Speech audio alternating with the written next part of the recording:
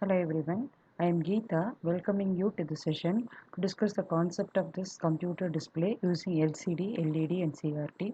So in the previous session you would have learned about this input devices and now we will start learning about this output devices. As we all know, the output devices, the printers and the display plays a major role, and when you take display, it's otherwise called as VDU, which is nothing but visual display unit, which is responsible for displaying the content whatever is processed by the CPU. And another output device will be the printers, which will be discussed in the following sessions. So in this session, we will discuss about how these monitors are going to be organized, the working principles, and the CRT, which is the basic component used inside the monitor, and how actually the CRT works. So if you take the monitors, a computer display is also called as a display screen, or also referred as the visual display terminal, which is VDT. It is having the screen. The main output part is a screen which displays all the output. So here images are represented on the monitors by individual dot called pixels. So if you take pixels, pixels are nothing but picture elements, the basic elements which are required to highlight the content whatever we want to display. So it is the smallest unit on the screen. It is the smallest unit on the screen, and that can be turned on and off so that it will be able to display whatever the content it wants to give as an output. And it can be done at different shades. So the density of the dots, how far the dots are going to be closely spaced, that decides the resolution, and based on the resolution the image clarity can be varied. So now coming to the characteristics of the video, to start with, the first important parameter which we will be always interested is the screen resolution. So screen resolution always refers to the degree of sharpness of the displayed character or image. So the screen resolution usually is expressed as rows by columns as a matrix. Suppose, for example, if you take 1024 by 768 resolution means what refers to there are totally 1024 dots arranged in rows, and in each row there will be 768 lines. So it is going to be a kind of a matrix of 1024 by 768. Another measure display of the resolution is referred as dot pitch. Now coming to this interlaced and non-interlaced techniques, so we have actually two different techniques to display to illuminate these picture elements. One is called as interlaced, another one is non-interlaced. So if you take interlaced technique, it refreshes the lines of the screen by exposing all the odd lines first and then the even lines next. So it is going to scan line by line.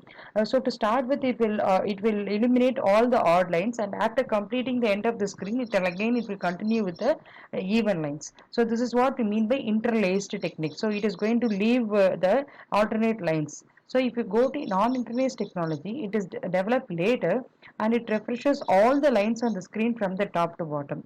It is not differentiating between the odd lines or even lines, and it is a technology which followed interlaced technology. So the non-interlaced method, as it eliminates all the lines together, the full screen, it is identified to be more stable than the interlaced method, and also it requires twice as much as signal information as that of the interlaced technology. So what we mean by this, because it has to interlace all the lines, the amount of memory which is going to be required to refresh this content is going to be twice as that of the interlaced technology. But of course, the resolution or the quality will be little bit better. And now coming to the types of videos, so we have seen visual display unit. So the visual display unit can be framed by two technologies or two types of displays. One is going to be called as cathode ray tube, another one is called as the flat panel display. So cathode ray tube is a basic component which is used as an important device within this visual display unit. So we will just see cathode ray tube first. So what is cathode ray tube? It is a vacuum tube, and it is used as a display screen for the computer as a best output device. It is also referred as monitor. So all refers to the same thing. The main output unit used in the computer system is referred as a monitor. Other name is visual display unit, and in which we have the main component as the main technology as the cathode ray tube. And we have the monitors in different categories. So if it is not going to support color, that means if it is going to display only black and white, these monitors has two colors, one for the foreground and one for the background, and usually white and amber or green or on a dark background. So this is what the colors that is usually adopted in the monochrome monitor, and it is usually used for displaying the text and also sometimes in the graphic modes. And the color monitors are also there, which is going to be referred as a display peripheral that can display more than two colors. So I think the figures will show how this CRT will look like. So this is how the CRT display will look like. And coming to this adapters, so there are different type of adapters available. So to start with, you will just see CGA, which refers to color graphics adapter, and it has a resolution represented as 320 by 200. Already we have discussed the first measurement refers to the first dimension refers to number of rows, and the second dimension refers to number of columns, which is referred as a pixels. And this resolution is going to be adopted for a monochrome monitor. Monochrome monitor means it refers to black and white, and it adopts 640 by 350 resolution for supporting four colors. And the next type of adapter is going to be identified as EGA, which stands for Enhanced Graphics Adapter. As the name implies, it is going to be an enhanced version compared to CGA. And EGA has a resolution 640 by 350 pixels, and at the maximum it can support 16 colors, whereas the color graphics adapter is able to support only 4 colors. The next category of this adapters what we are going to see is the video graphics array or adapter, stands for abbreviated as VGA, and this display provides medium to high resolution, and the resolution is often referred as 720 by 400 pixels, and it also supports 16 colors. And maybe the resolution can also be available in another dimension, which is referred as 640 by 480 pixels, and this can include 256 colors. So more the number of colors, I think more the and clarity of the picture. And of course it can be also made available as 320 by 320 pixels. So video graphics adapter can be used in three type of resolutions as mentioned here. And the advanced version of this VGA is referred as super VGA. As the name implies, it is going to be super video graphics array, and this can support 16.8 million colors, which can be combined by the important key basic colors, and the resolution is going to be referred as 800 by 600. And it can also be the resolution can also be increased to 1024 by 768. So we have seen so many adapters as of now, and now we will just see the main components of the CRT. So these are the main components. The CRT is supposed to have an electron gun, which is responsible for emitting the electrons. Okay, it generates a beam of electrons. For that, we will use a cathode tube. So the cathode tube is normally generating the electrons, and these electrons are going to be focused and made to hit on the screen in a particular position by means of this electron beam focuser.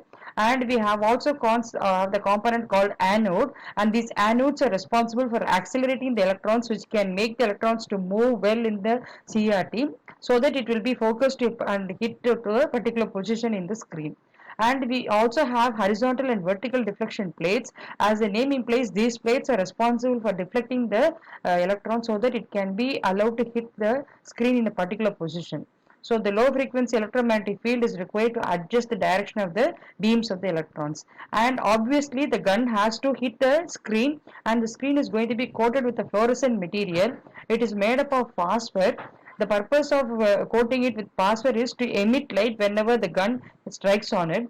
And then the entire assembly is going to be included inside an evacuated glass envelope. So this assembly will hold the entire cathode ray. So these are the basic components which are going to be used in the CRT, and this will be clear if you just see the diagram here. So this is the basic diagram of the CRT. So as we told, the electron gun will be located in this position where the cathode is responsible for generating the electrons, and the grid is there to control the movement of these electrons. And apart from this, we also have the focusing anode and the accelerating anodes. So the accelerating anode will be helping to drive the electrons, and the focusing anodes will be helping to focus the electrons to a particular position. And in addition to that, we also have the deflection plates, and these deflection plates has to be there in both the directions, one in the y-axis and also in the x-axis. The x-axis and the y-axis deflection plates, these plates will be helping us to focus the beam on a particular x and y coordinate and hit the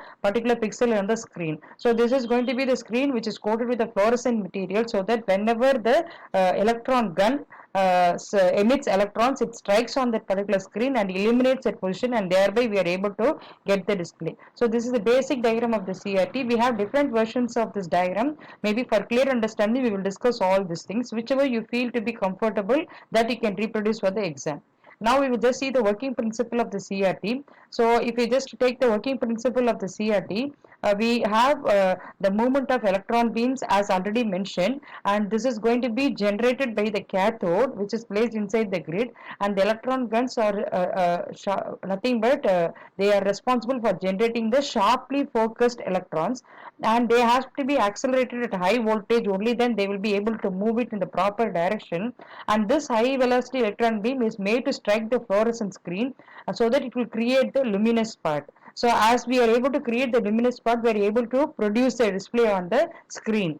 From the electron gun, the beam passes through the pair of electrostatic deflection plates. As we have seen in the diagram, we have two deflection plates, two pair of deflection plates, one for x-axis and another for y-axis. These plates deflect the beam when the voltage is applied across it, and one para plate will be responsible to move the beam upward or downward, and the horizontal movement is going to be adjusted by another pair of beam of plate. Then the horizontal and the vertical movement of the electrons are going to be independent of each other, and hence it can be positioned anywhere on the screen. So the working principle of the CRT, entire assembly whatever we have discussed, it will be included or it will be made available inside a vacuum glass envelope.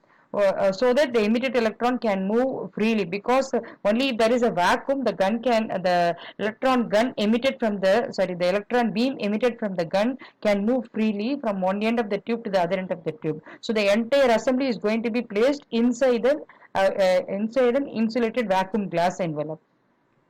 So the same thing is going to be explained with another diagram so that it will be still more clear. So if you just observe this diagram, so we have this electron gun, and this is going to be the pins and the base which are used for providing the connectivity, and we have the cathode setup here. So we will be having the heater, and this setup inside the grid will be able to generate the beams, and this entire assembly is going to be referred as an electron gun. So everything is going to be inside the referred as an electron gun, and inside the electron gun the basic components are the cathode, which will emit the electrons, and these electrons which are emitted are allowed to pass through the grid, and we will be having the pre-accelerating node which are responsible for accelerating the movement of the gun. And apart from pre-accelerating anode, we also have focusing anode which is responsible to focus the beam to a particular position, and then we have the accelerating anode. This anode will be helping us to shift the direction of the electron gun either in the x-axis or in the y-axis, and this entire beam is now passing through the horizontal deflection plate, so which will allow it to change the direction of the movement of the beam, and this beam will also pass through the horizontal deflection plate and the vertical deflection plate, and then it is allowed to hit the screen. And as we already discussed, the screen is going to be coated with a phosphorus material, and whenever the beam hits the screen, it is able to illuminate that particular spot, and that's how it is going to create the display. So the construction of the CRT already we have discussed. We have the electron gun assembly, the deflection plate assembly, the fluorescent screen, the glass envelope, which are going to be formed as considered as the main part of the CRT. And I think we have explained whatever we have discussed so far. So the electrostatic deflection plates produces uniform electrostatic field, and it is helping us to direct the beam in one direction.